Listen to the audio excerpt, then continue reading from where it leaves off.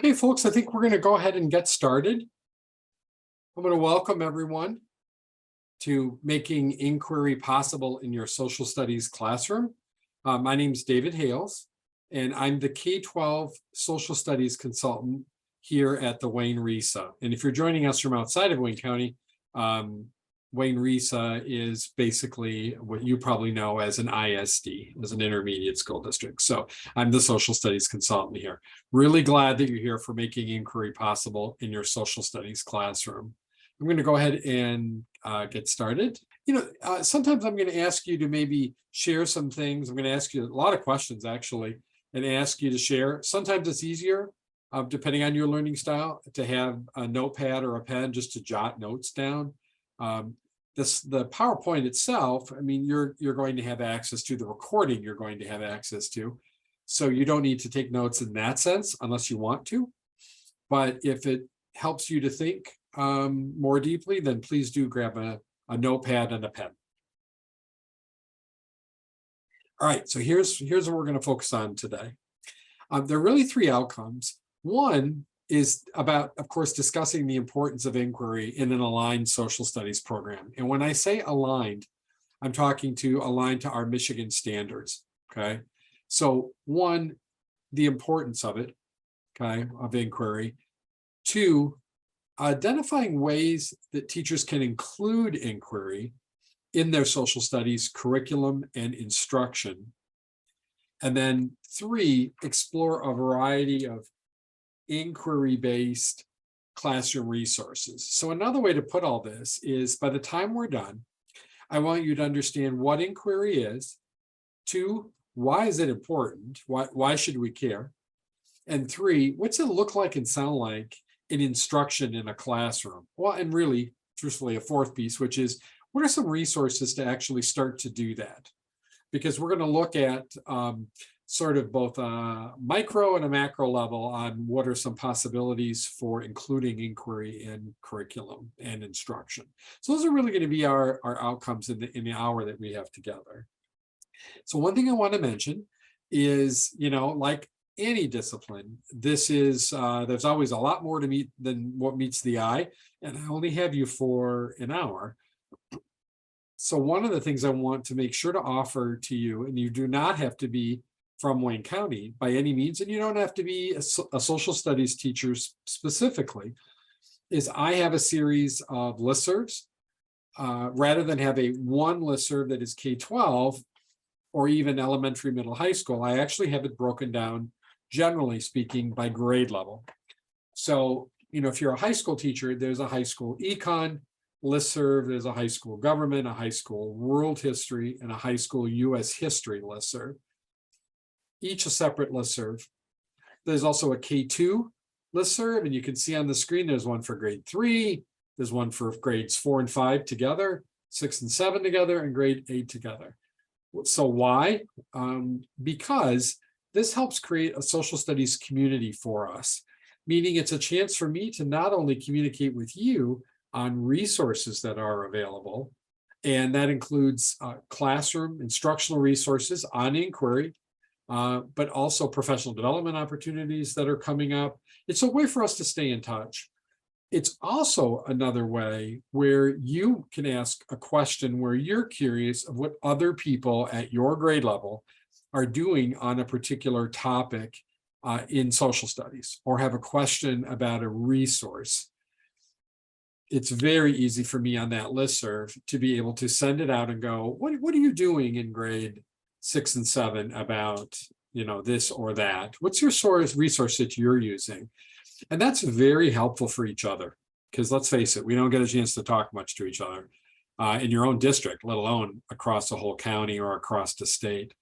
So all I need is for you, when you get a chance, is to email me which group or groups that you'd like to be in. So trust me, I'll hit you up on that when we're done. Then the second thing I just want to show you, this was an idea a colleague really gave me, and I really liked it, the my why, which is why we do what we do.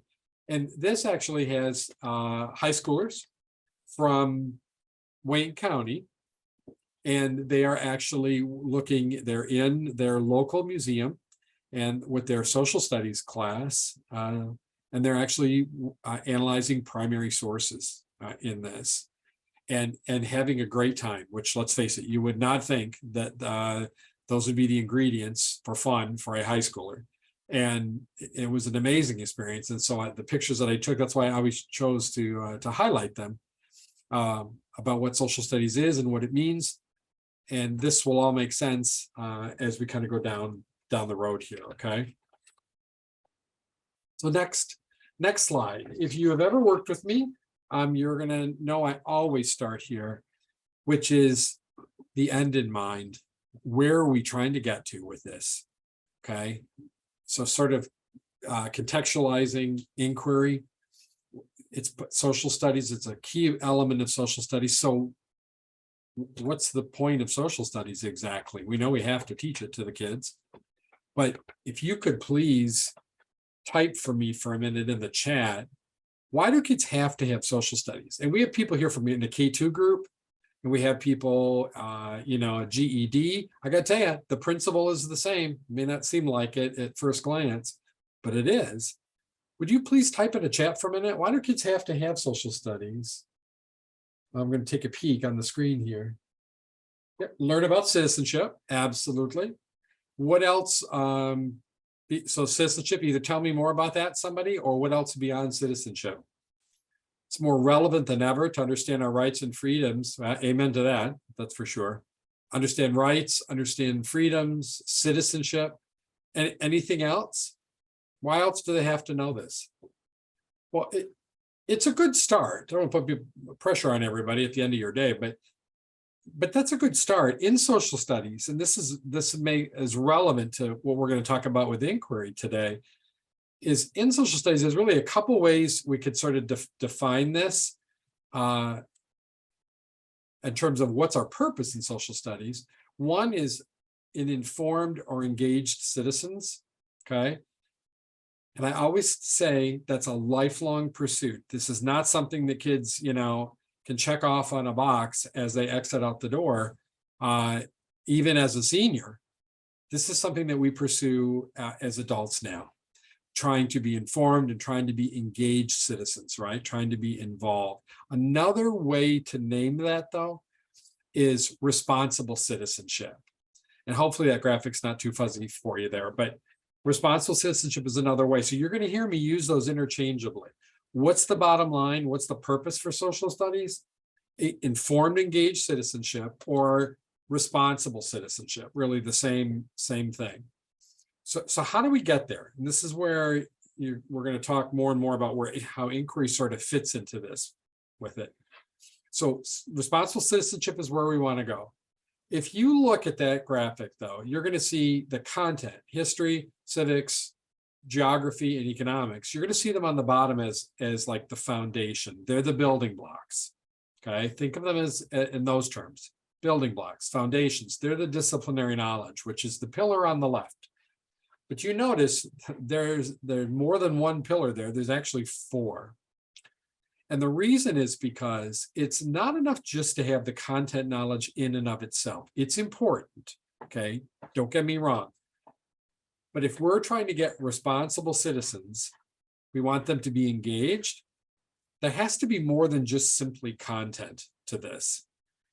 And the example I use a lot is it's very important that you know that there's three branches of government. But if you don't really know when you're going to apply that knowledge or what each branch does as it relates to your life experiences, and when you might need each one and how to access them, then it's pretty irrelevant whether you know there's three branches of government. So that's probably an oversimplistic example, but you need to know more than simply the content. The second piece, equally important, is that it shows you need thinking skills. You need to be able to talk about, read about, write about, compare and contrast. You need to be able to develop an opinion and support that opinion. You need to be able to think through, problems. Those are not easy things, right? We get that. Everybody knows that. That's a challenge. That's a human challenge. regardless of your age. However, if you're a responsible citizen, you're applying those thinking skills. And so you have to have knowledge, because you can't apply thinking skills if you don't have any knowledge to utilize. So both important. Democratic values is something that's built into that, meaning we are not just automatically born with an inherent understanding of democratic values, of respect for the rule of law, for diversity. Those are things you have to learn. Popular sovereignty, right? That power derives from the people, and we elect people to make decisions for us. Those are things that just don't come instinctively, even though, like, we take it for granted. Oftentimes, we don't even think about it until something goes wrong, right? So democratic values, that's important. The fourth one, which makes sense. If you heard me say that it's important to be not just informed, but engaged, then it says, according to this fourth pillar, citizenship participation is important. You have to practice this. If you work with kindergartners now, if you work with adult ed, middle school, doesn't matter, high school, kids have to practice this stuff in citizenship, okay? They have to practice the thinking skills. They have to practice applying that disciplinary knowledge. And I know that's a lot, but I gotta tell you, that's the foundation of this. And so let's talk about the classroom. Let's transition from big picture stuff to your classrooms, or whatever your responsibility is in an education setting. So let's think about classrooms, okay? Even if you're not in a classroom directly.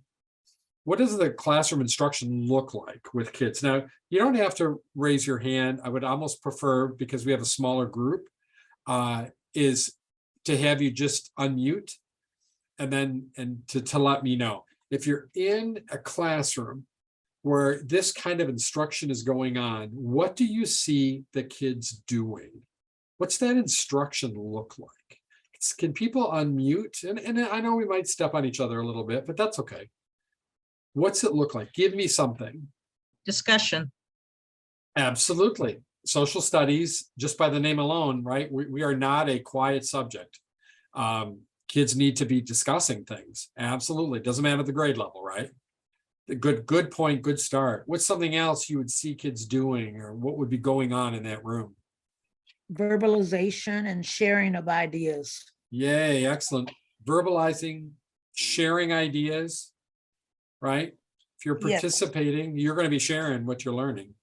A chance to make meaning from new information. Wow, very nice. Yeah, a chance to make meaning from new information. So, and lots of information, right? I mean, not just a textbook, but lots of sources of information. Absolutely. Nice ones. What are any others that people can share?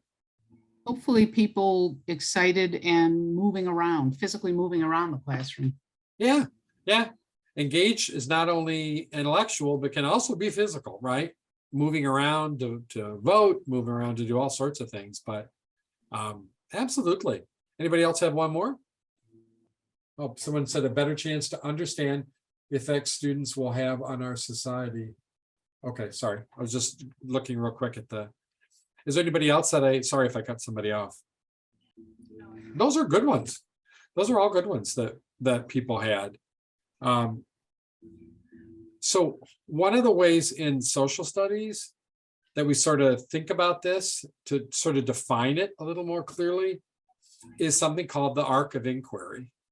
Hence the focus on inquiry for us. But I guess one of the things I want to sort of establish right away is that inquiry is very much the heart of social studies. And we'll dig deeper in that and the resources, associated with that. But this arc of inquiry, there are really 4 dimensions to it. So the point I want to sort of get across about this is that this is not a pecking order, meaning they're all important. Okay, each of the 4 dimensions in their own right, regardless of the grade, regardless of the age of the student, are all important. Are they going to be all fully there to the same degree every single time? No, that we all know that's not the way the world works in a classroom. However, the elements are actually all there. Okay, so what do I mean by that? this shouldn't come as a surprise to you, but the first dimension that's listed there is developing questions and planning inquiries, meaning kids are asking questions about the world around them. Now, if you're in the K2 world, the kind of questions they're asking about the world around them, I know is very different than if it's a high schooler, but it's just as important. They're just as relevant, right? Questioning the world that's around them. That's a natural human condition, right? And I know that's not unique to social studies. You see the same thing in science. Kids are naturally inquisitive. Good social studies has an element of that, right? Second thing, kids are learning content, okay? So in Michigan and in most places in the country, that's framed around civics or government, economics, geography, and history, whether it's local history, state history, world history, US history, but history. This also includes the disciplinary tools too, meaning kids should be able to, I think I said this before, compare, and they should be able to contrast, right? They should be able to analyze a document or analyze information. They should be able to summarize information. You're probably going, well, that sounds a lot like ELA. Yeah, because those elements are all built in, right, in social studies as well for kids to really be successful. It's not just, remember, there's three branches of government, but there's more to that. You need to be able to utilize it. So that's applying disciplinary tools and concepts. The third piece is evaluating sources and using evidence. Yes, I'm not trying to ever disparage a textbook. However, we all know that in the world we live in, the textbook is not a source of information for us, or maybe minimally. It's just one source of information. Kids have to be able to interpret documents, video, sound, the moving picture, still picture, photography. We just live in a world, even as adults, that's just overwhelming with sources. And as tough as that is, part of being a responsible citizen is being able to know what's relevant and what's not, what's fake news and what's not. And then ultimately, and you see this at the bottom of the slide, is they have to be able to, this is my translation, it says developing claims and using evidence. The bottom line is, doesn't matter if it's a third grader or an eighth grader or an adult, they have to be able, as a responsible citizen, to express an opinion and support it with relevant information. And I know we can all kind of laugh. We know adults that can't do this. However, it is, as I said before, a lifelong pursuit. And now some people call it claims, evidence, reasoning. Some people call it developing a thesis. You know what? You could call it whatever you want. It's all exactly, to me, the same thing, though. You need to be able to express yourself, and you need to be able to support that opinion. And then the fourth one, again, these are all important. And you already talked about this. You nailed this before. You have to be able to communicate what you're learning. That means reading it, well, definitely reading about it, but write it, to be able to construct something, to be whatever, whether it's a video, whether it's a speech, whether you need to be able to communicate what you're learning, even if that's just turning to an elbow partner in your classroom, that's very relevant. Or it could mean making a public service announcement or posters, or for your classroom, for the building, for the community. You have to communicate what you're learning, and notice that's directly tied to what's underneath it, which is you have to take informed action. Remember that fourth pillar? You have to practice being a citizen. This just does not come naturally. But the more kids do it, the more they're engaged, the more that they see that it's relevant, then they're on top of it. All this comes out of the C3 framework. That's really all I'm going to say on this. It is a framework. The arc of inquiry comes out of this, and it's driving a lot of the work that we do. And so I just kind of wanted to give you the reference point for it, for this in particular. C3 framework has impacted a lot of things around the country. This is a couple years old now, this graphic, so it's probably even more. The different shades of blue reflect the level of depth of the C3 framework and that arc of inquiry. So we're very heavily vested in the state of Michigan, and with newly revised standards in 2019, they are front and center in our standards K-12 in Michigan. So definitely see them well placed. So let's start to sort of transition. We talked about big picture, ultimate goal for social studies, right? Responsible citizenship and engaged citizen, which means you're looking at the world that's around you, right? You're asking questions. So a natural lead into inquiry. Let's sort of talk about an example of what this kind of looks like. Again, we've sort of did the macro level, but let's kind of talk about the micro level a bit, all right? So, you know, I gave you a picture here. I'm intentionally not going to tell you anything about the picture to start off here. But so we're used to a world, and the kids live in a world with lots of information and lots of forms that they have to try to navigate. And again, no easy task. So just for us, just to make the point, I'm going to give you an example of what this kind of looks like, and I'm just going to choose to use a photograph in here. So I couldn't think of a better way to start it than to right up front point out how important inquiry is. It's just a natural part of our world, right? It's trying to make sense of the world that's around us. You know, do we always get it right? No, we're humans. However, asking the question is important. Responsible citizenship demands that you question, that you ask about the world that's around you. And as a little side note, I'm sure, I would hope, you would probably agree with me, the time to become very worried as a citizen is when we stop asking questions of those in authority. And we want them to be informed questions, sensible questions, but still know that we have the right to ask them. So yeah, okay, it's a natural part of what we do, right? But here's the thing. This is where our work really comes into play, comes front and center. There are tools and protocols, right, or like a system to help us ask reasoned and informed questions about what we see. Okay, so I mean, let's go through sort of an example of it here. Again, intentionally not giving you information about this picture. But what about, there we go, sort of slowly popping into view here. There we go. But what if I were to ask you, now I want you to analyze it through this lens, okay? I want you to think about your questions about inquiry at an observational level, meaning describe what you see. What do you notice first? When you first looked at that image, what's the first thing that popped into your head? What people and objects do you see in there? How are they arranged? What's their fit? Like, what's the physical setting? You know, when you look at the physical setting, what do you actually see in there? Now, what I'd like you to do is just pick one of those, any of them on there. And I'd like somebody to unmute, and multiple people, hopefully, and answer those questions at a strictly just observational level. What questions, what do you notice about that? What do you notice first? What people or objects are shown? How are they arranged? What's the physical setting? Could somebody please unmute and pick one of those and answer it for me? What's going on in there? Well, I noticed that they all have dresses, they all have on dresses and hats, and they're outside. And it appears as though they Nice. are spectators at an event. Nice. I heard you say they're outside. They appear to be, I love how you said appear to be, right? They appear to be Yeah. spectators. They're all in dresses.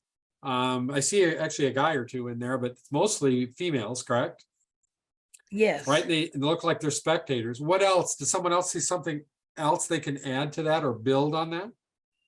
Somebody mentioned that they're seeing people trying to level themselves on a seesaw. Yeah, a seesaw. What else do you call it? Is it also called a teeter-totter? Yeah, good point. They're trying to level themselves, right? So you've got some prior knowledge, right? The kids wouldn't have, at least about the structure of what that might be. Excellent. Also a good observation. Anybody else? What about the setting? Indoor, outdoor? Outdoor. Yeah. Outdoor. Sorry, that's kind of an obvious one, I admit, but Right. yeah, outdoor. So I guess one of the things I'm saying is we know that questions are very important, right, for kids about helping them to understand the world that's around them. That inquiry is the heart of it, right? But you know what? it takes some skill to ask questions to help develop that understanding. And so one level is at the observational level. Now I'll show you the tool that these all come from, but I just want to continue to take us through this ourselves first. So observational level. Now check out the difference in the next sort of set of questions. Okay, I said we have tools and protocols to help us think more deeply now about what we see. So check out the difference in these questions. Why do you think this image was made? What's happening in the image? Now we kind of sort of did that, but when do you think it was made? Who do you think was the audience for this image? I love that one. What tools were used to create this? What could you learn from examining this image? If somebody made this image today, would it be different, or would it be the same? You know, and how so? Notice the difference in these questions, that these are reflection. They're at the sort of the next level. Somebody take one of those for me, or hopefully more than a few people, and answer it for me. What do you think when you kind of reflect on that? I don't think that the woman would be wearing dresses if it were today. Women would not be wearing dresses if it were today. Excellent. That's wonderful. What else do people think? When do you think it was made? Maybe sometime in the 1800s. Okay, right. You have Yeah. prior knowledge that helps you to determine that sometime in the 1800s, correct? Mhm.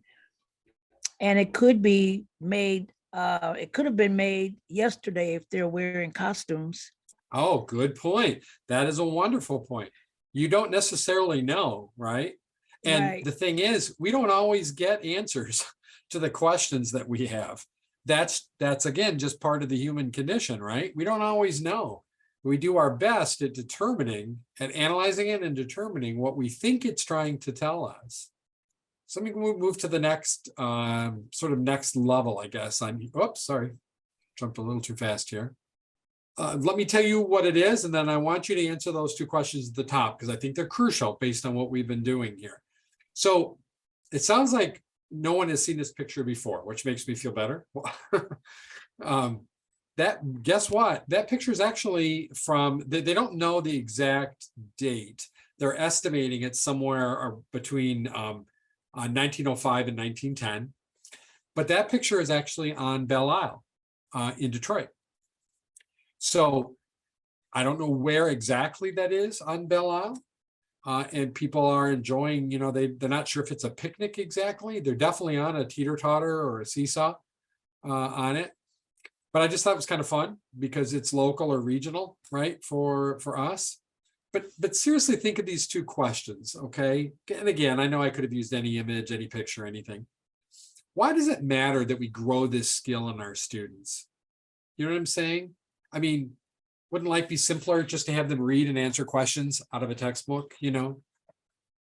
Why does it matter that we grow inquiry in kids? The kids are asking questions. And how does it fit with our purpose for social studies? Think about what we said, why social studies was important. Why does being able to do inquiry matter then?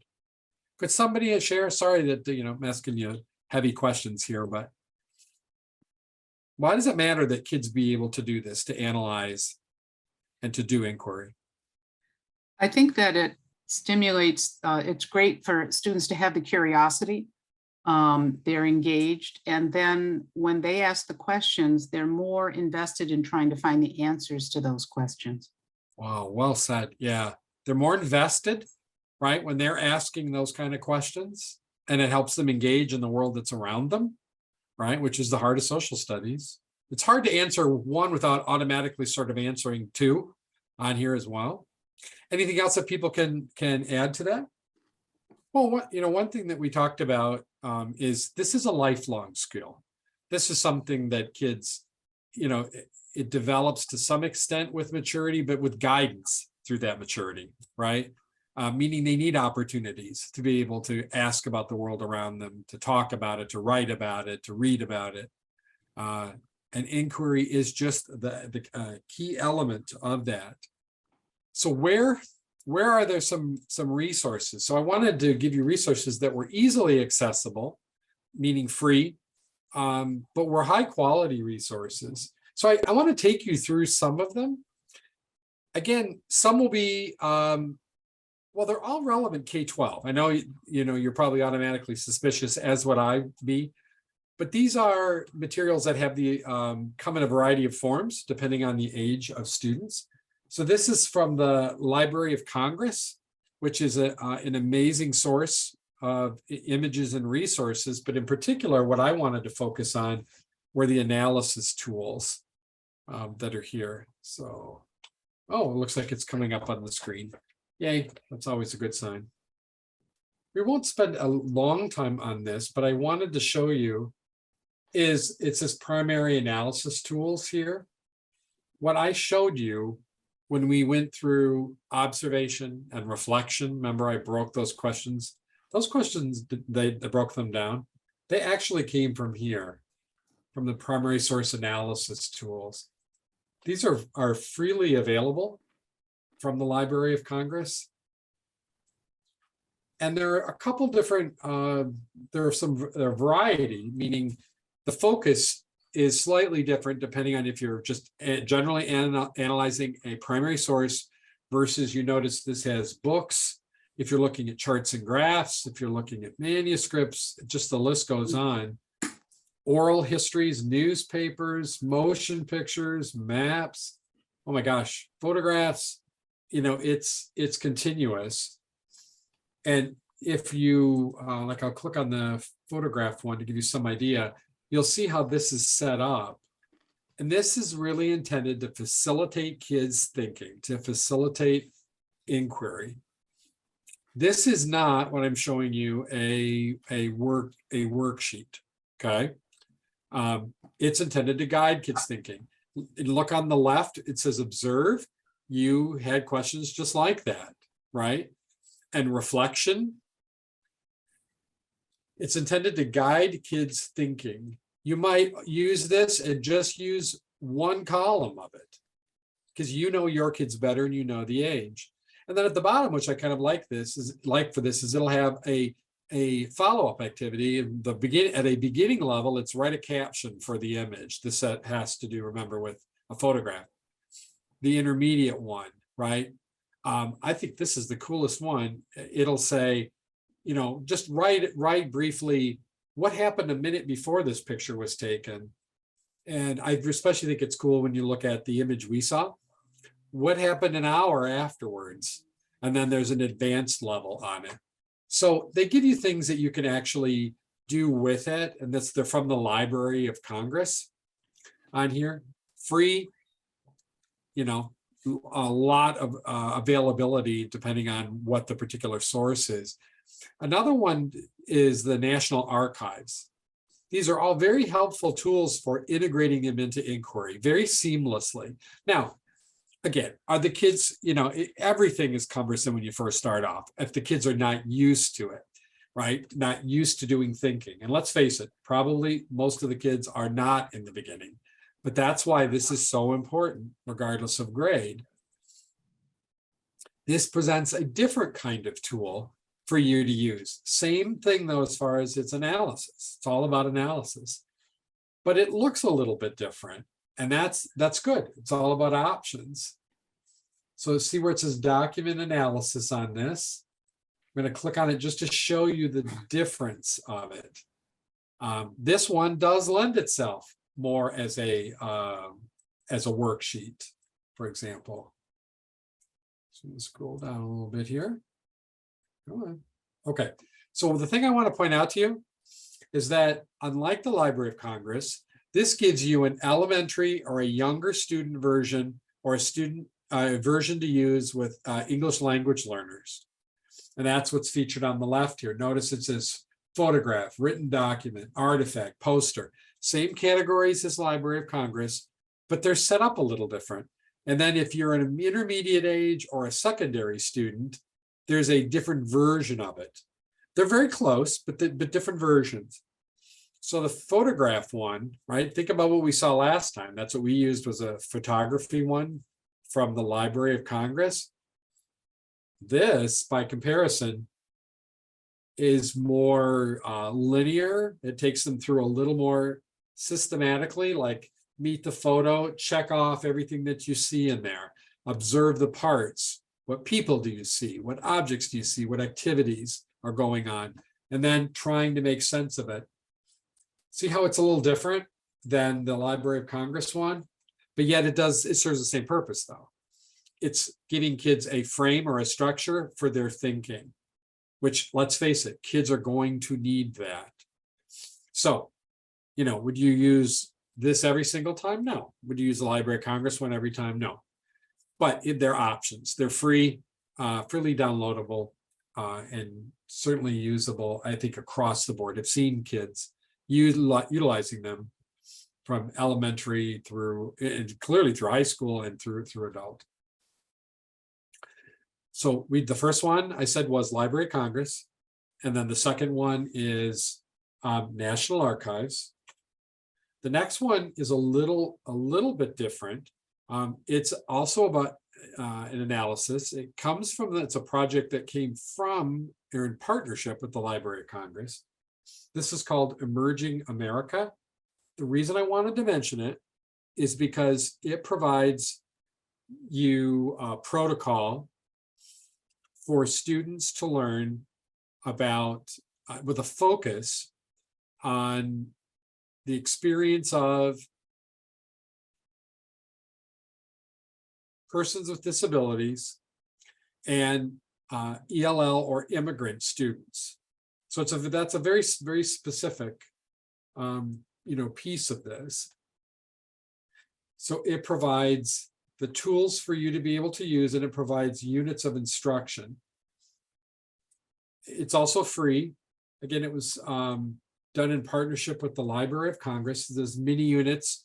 If you're looking for history on students with disabilities or just in general, or issues regarding ELL, and want to have something that's a little more tailored, this is a good resource to be able to utilize. Not as extensive as the Library of Congress or the National Archives, but still a good resource either way. And that's called Emerging America. C3teachers.org. This is probably the granddaddy of them all, so to speak, which is, it provides you lessons and really units in many cases that actually have the 4 components. Remember those 4 dimensions I was talking about that have to do with the arc of inquiry. So now we're sort of going from, what can I insert into my classroom instruction to promote inquiry, to what about something at more of a unit level? And that's where this comes in. So if I click on c3teachers.org, this is a nationally based site. All of the lessons are done by teachers. They're vetted for the content and for those 4 dimensions in here. So they are really a wonderful source to be able to access. I'm going to click on inquiries, because there is a pretty good sized database of inquiries for you to be able to choose from. They're free for you to be able to utilize. And my advice to you, when you look at this and you see these inquiries, is it gives you a variety of filters. Select the grade, select the topic, select the hub. Some of those filters may make sense to you, some may not.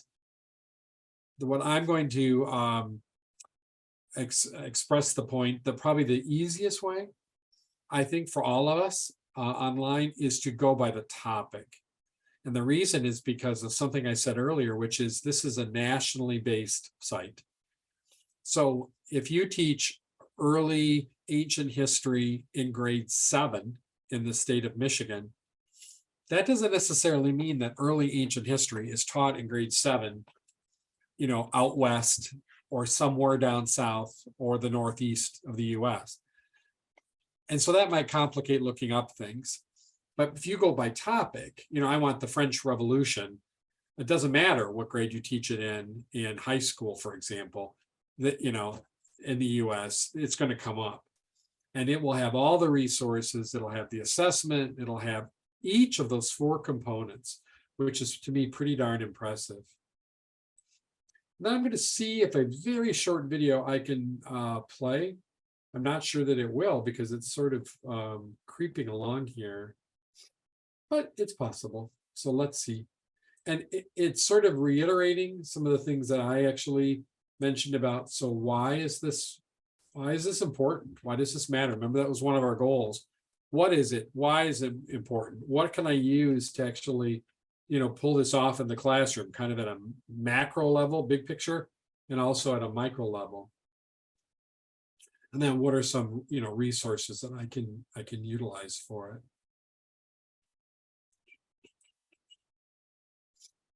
We'll see if I luck out here. And if not, we just won't see it because we're getting closer.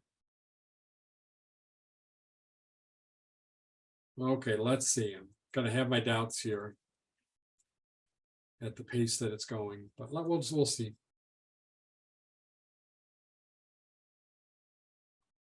Oh, this is where you say, isn't technology great?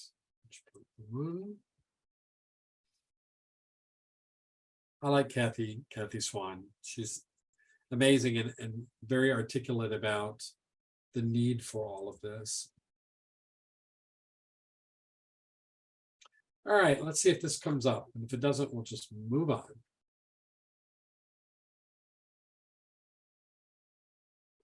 All right, let's see if Kathy comes up here.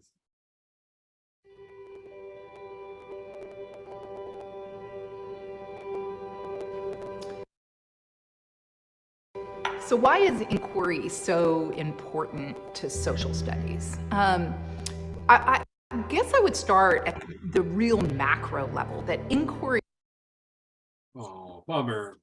is important to being human. It's what we do. All right. Thank you, Kathy. Unfortunately, Yes. she's buffering a little bit here. Essentially, she reiterates what I had mentioned or talked about before, which is it's what we do as humans. It's a natural part of our world, right? Our lives as humans is asking questions, trying to understand the world that's around us. So I'm going to tell you, see3teachers.org, it's all free. If you're looking at something at a sort of a unit level, doesn't matter whether you're a K2 person or 3, 4, 5, there's a lot that's actually there. This is something that would supplement an existing curriculum. It's not a curriculum in and of itself, okay? And then we did the Library of Congress tools before. The, I mentioned, let me just go back a slide, see3teachers.org, that was nationally vetted. We are in Michigan working on a project to develop our own units of inquiry. There's work going on in Northern Michigan, wonderful work by a colleague, Dave Johnson, the Wexford Misaki ISD. There's also work going on in Southeast Michigan. We will have our own hub as well. I don't know if it will necessarily be at this site or not, it might. But the key is that our plan really is that knowing how important C3 is and inquiry is, that it's nice to have not only these lessons, but to also have lessons and units that are available written by Michigan teachers, that are automatically aligned versus aligned by topic. These would be aligned by standards. So I just want to let you know that work is going on. COVID, of course, like everything else, kind of threw everything off, but that work is continuing, and I am quite confident going to happen. Okay, it's moving forward. If you were like me at some point going, I could use some help on teaching kids how to ask questions, because let's face it, most kids are they're not thinking automatically. I would argue the reflection kind of questions we were talking about, those were a higher order question, right? They were a little higher up, but very much so grounded in like the observation level.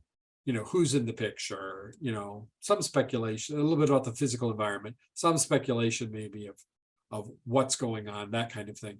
So this project, the Right Question Institute, this is out of Harvard Graduate School of Education. really provides amazing resources. Now they have, it looks like a PD here this October through November. I believe that there is a cost associated with that. The key thing though is you don't necessarily have to do that in order to access their resources. But if you need help getting kids to formulate their own questions using the rightquestion.org, that is a great source to really help guide you. It will help provide activities to help facilitate meaningful questions on the part of kids. Because I know you've heard me say this repeatedly. This is really a lifelong pursuit, regardless of whether you're teaching adult ed or early L. We're all on a journey of sort of developing that. And it takes guidance, it takes practice, and you gotta love a resource like rightquestion.org, where it helps give you those tools, as well as the Library of Congress or the National Archives or Emerging America. They help you as well. The C3 framework, just in and of itself, or those units, same deal, same benefit. So let's come back to the questions again.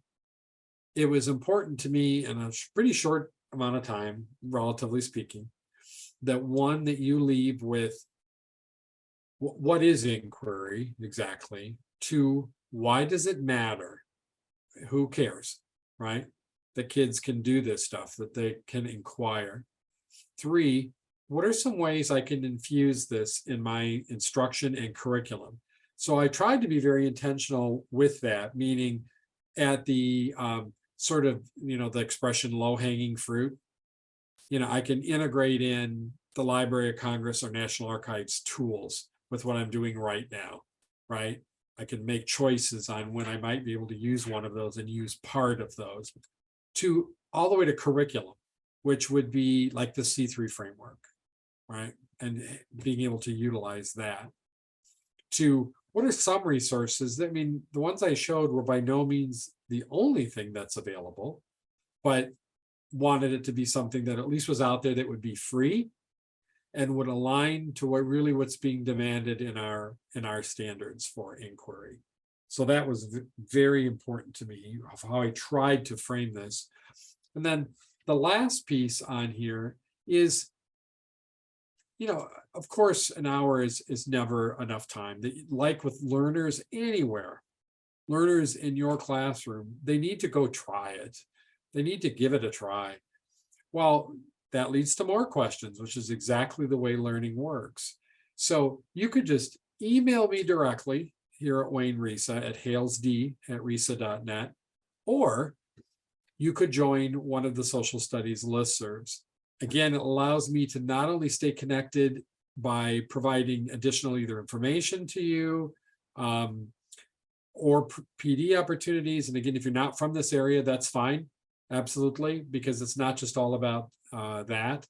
It's also a way for you to be able to reach back to us, to me, and go, I'm curious about, somebody else using these C3 lessons, and what are their experiences like exactly? Because let's face it, who doesn't want to have a resource, know about a resource where they know there's a colleague, who's done this with kids as well. It just benefits everybody.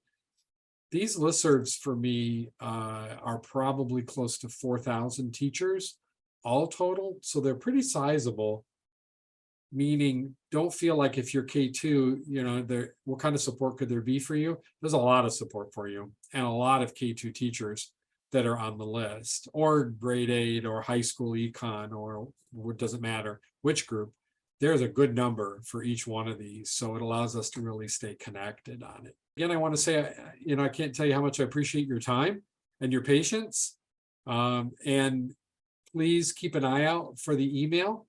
If you have any questions, okay, it doesn't matter where you are, Wayne County or not, please reach out to me.